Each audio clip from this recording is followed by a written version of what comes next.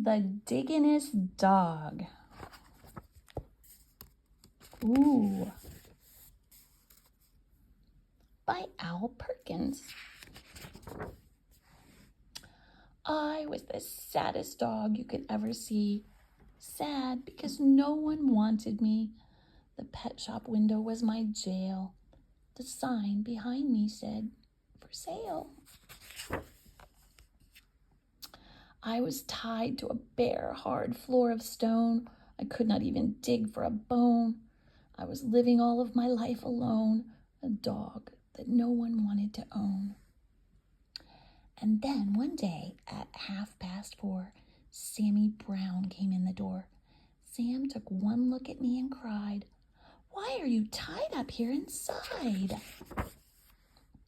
"I've always wanted a dog like you, so I'll tell you what I'm going to do. I'll take you out to the farm with me. You'll play outdoors, where you should be." I felt as happy as a pup. When Sam paid the man and picked me up, he rubbed my ears, he scratched my head. "I think I'll call you Duke," he said. Sam gave me a collar, he gave me a lead. We left that shop at tremendous speed. We went a long way out of town. We came to the farm of Sammy Brown. It was the nicest place I'd ever seen. A pretty white house in a field of green, and in the shade of the apple tree, a special doghouse just for me. Next morning, while Sam did his chores, he let me run and play outdoors. I'd never played outdoors before. I'd always lived on that hard floor. I'd never run on nice, soft ground. Now I barked with joy as I ran around. Sam looked at me and scratched his head. "Duke, you need some friends," he said. He blew his whistle, he blew a blast, and many dogs came running fast. I'd never met a dog before. Now I was meeting 6 or more. They walked around and looked at me. They looked me over carefully. Then at last I heard them say, "He's one of us. He'll be okay." Ooh. One dog who wasn't very big suddenly began to dig. The others started digging too. But that was something I could not do. I'd never learned to dig in that store. How could I on that hard stone floor? I tried to dig, but alas, I couldn't. I wiggled my paws just wouldn't. I fell on my ear, I fell on my face, I fell on myself all over the place.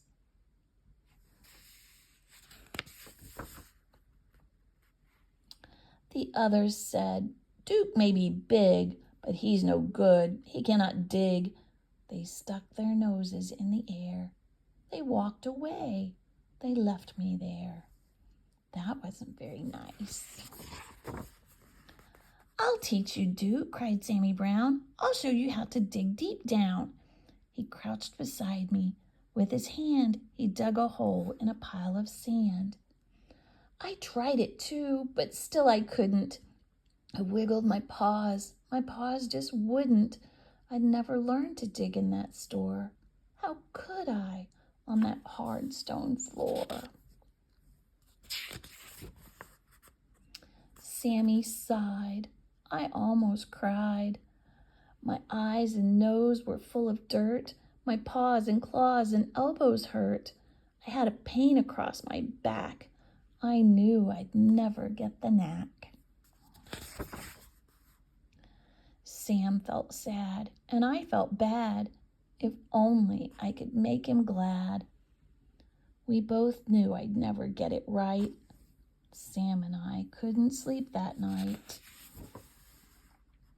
So when the sun rose in the sky, I thought I'd give it one more try. I wiggled my paw. I saw it could. I wiggled the other. I saw it would. I could dig with my paws. I could dig with my claws. I felt no pain across my back. I knew at last I had the knack. Woo! Sammy Brown looked out at me. He saw me digging happily.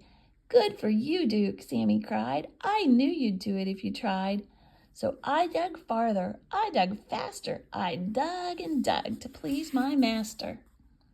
I dug up grass, I dug up weeds, I dug up daisies, I dug up seeds.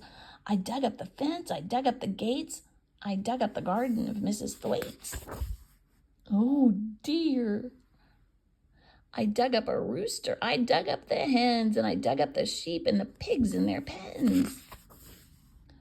I dug and dug, I couldn't stop. I dug up the barber in his shop. I dug up Mr. Rodney Thayer sitting in the barber's chair. I dug my way right through the town. I dug a lot of buildings down. I was having so much fun. I dug up Highway 81. I came to a hill. I dug to the top, but all of a sudden, I had to stop. Right in front of me, looking down, there stood my master, Sammy Brown. Sam didn't smile or pat my head. He only glared at me and said, I'm sending you back to that animal store. They'll tie you to that hard stone floor, and you'll never, never dig anymore. I couldn't run, I couldn't hide. Dogs came at me from every side. Then suddenly I knew there was just one thing for me to do.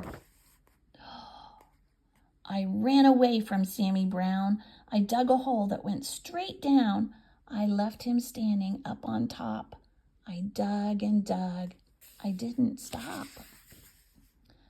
How deep I dug, I could not tell, but soon I found I'd dug a well.